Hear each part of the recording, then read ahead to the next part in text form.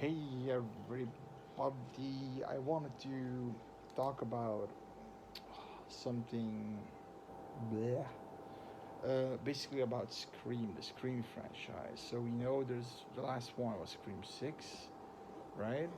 Scream 7 will be the last one. We also normally on IMDb they release the cast and crew, and who is in the crew that I speculated Matthew Lillard as Stu Marker, but also Mason was his name, I guess.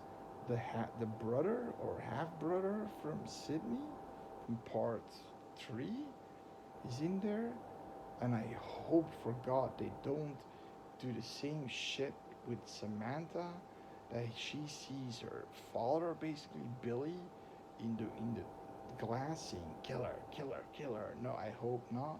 But I don't think it's gonna be like that. I don't think it's gonna be like that. What I know, I got a clear picture.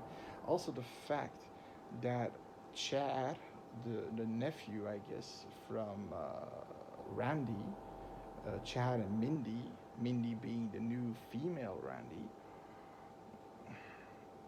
First of all, you had so much Easter eggs in the sixth one that Stu Marker was still alive, right?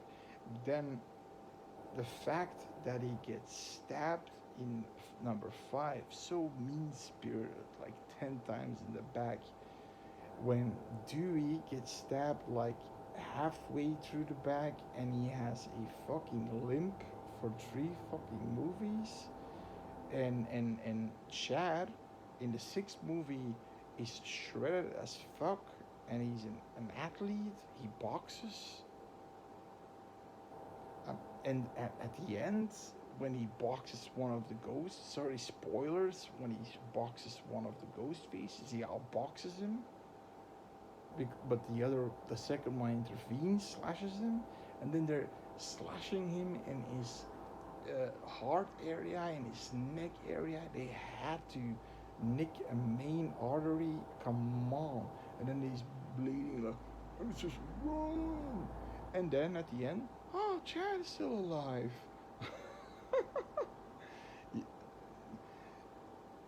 Or else this movie is just stupid. It's part six, but the you would even start to think because he's coming back for the seventh movie.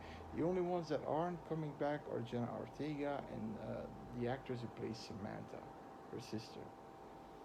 But Chad and Mindy are coming back. Now, what I'm thinking is that I had this thought that Chad is gonna be one of the killers in part seven. It was all fake blood packs, acted.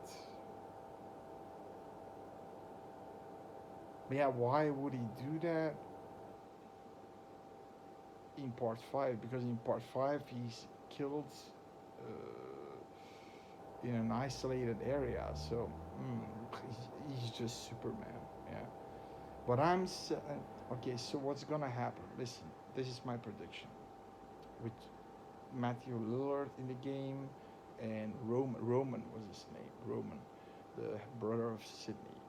So we have two killers. One killer, we're gonna have two killers at least, maybe three, but I think two. We're going back old school, two killers. Well, what's gonna happen is the first killer is gonna reveal himself as one of these group of friends. Sydney's back also in this movie. She came back for this movie. She got her pay like she deserved, like did that she deserved. Also, ballooned up Courtney Cox is back, and I personally hope she croaks. I really hope she croaks. Fuck me silly. Now, what happens? The ghost face that reveals himself, and the other ones next to him, slices his throat.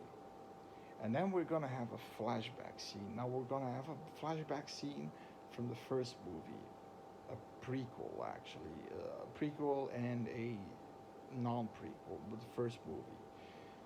Roman who selected Billy because he was a mess because of parents, splitting up. And then he needed somebody who was a friend of Billy but unhinged as fuck, Stu. So he could he could make a call to the motel and give the right time to strike and get rid of all the evidence. So he tried to give them a free pass to kill the mom, okay, Sydney's mom. But he said, "You gotta do something for me next, okay?" They do her shit.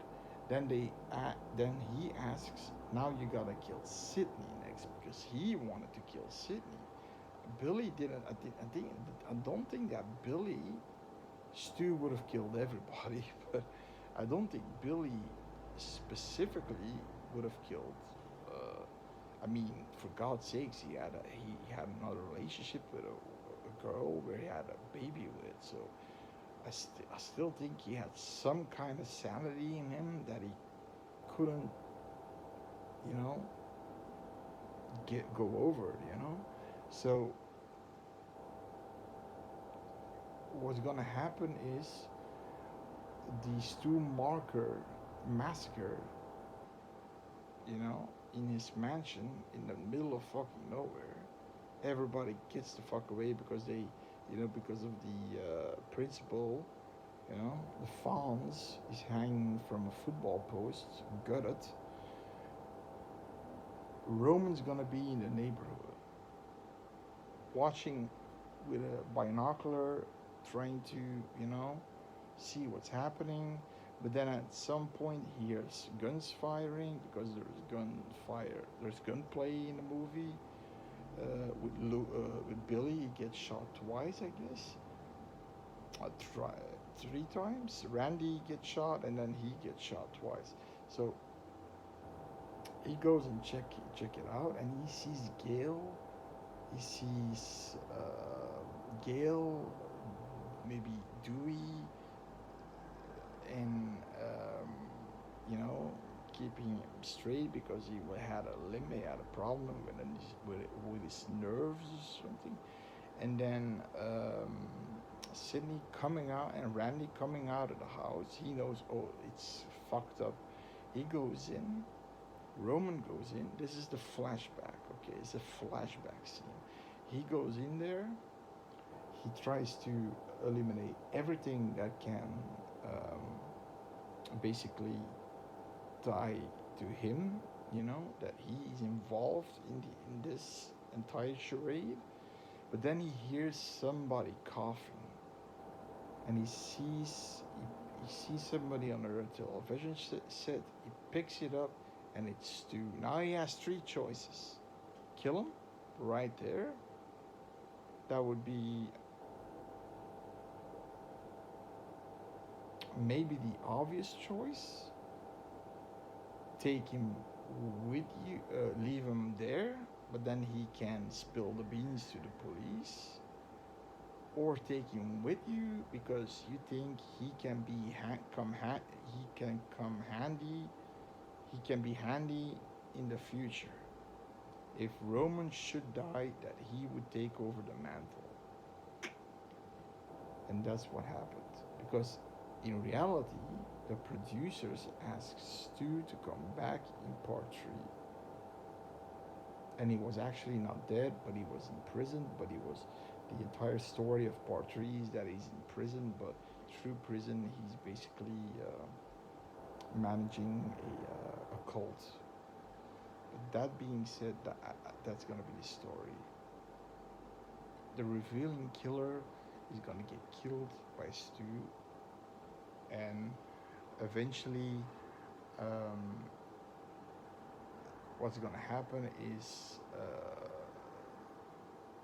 Stu takes off his mask and says the words. The first time he said was "surprise, Sydney," right? That was what he said.